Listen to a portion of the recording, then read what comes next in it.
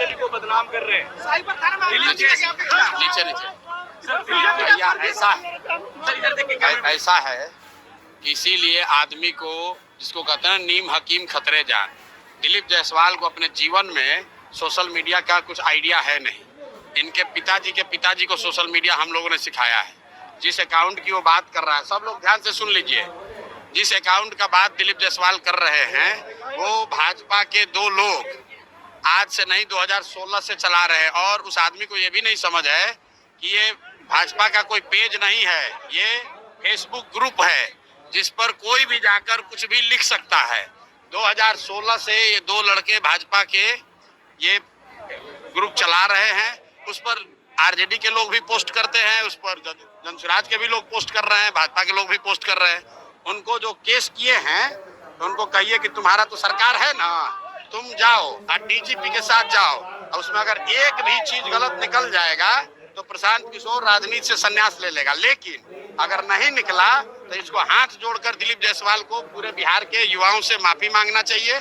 इस आदमी को कोई समझ नहीं है। इस आदमी को एक ही चीज का समझ है कि कॉलेज कैसे कब्जा किया जाता है। दिलीप जायसवाल का हिस्ट्री आपको बता देते हैं। दिलीप जायसवाल का हिस्ट्री जरा सुन लीजिए।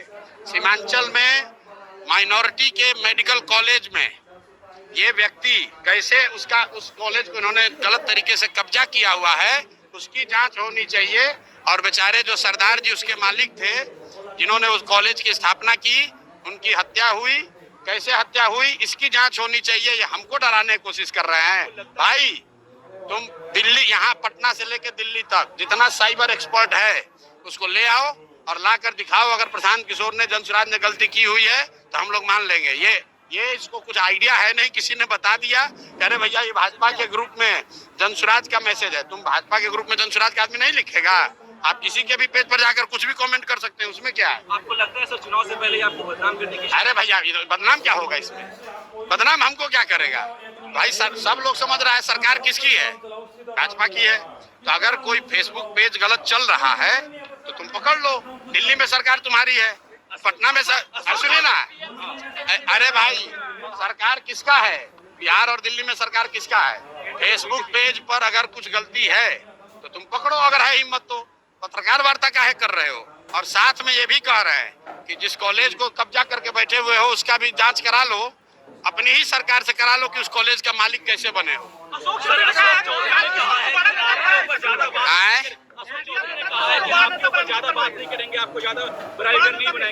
ठीक बात है। अशोक चौधरी के लिए कल मैंने कहा कि हम लोग जानते हैं कि नेता दल बदलते हैं, लेकिन अशोक चौधरी बिहार के सर्वदलीय नेता हैं। इनके बाबूजी कांग्रेस में, ये खुद जदयू में, बेटी लोजपा में और दामाद आरएसएस भाजपा में। तो भाई एक ही चीज बचा हुआ है, आरजेडी। अब घर में एक दो और कोई भांजा भगीना होगा, उसको भतीजा को उसको आरजेडी में भी डाल दे। तो ये बिहार की जनता देख रही है कि ये एकमात्र परिवार है जो कि पांचों दल में है। कोई भी किसी दल को वोट दीजिएगा, अशोक चौधरी जी को उसमें लाभ ही लाभ है। अरे मोदी जी आ रहे हैं तो आप लोग देखिए कि सब जिला से बिहार के बच्चों का, बिहार के गरीब जनता के पैसा पर, आपके हमारे पैसा से भीड़ जुटाने के लिए सब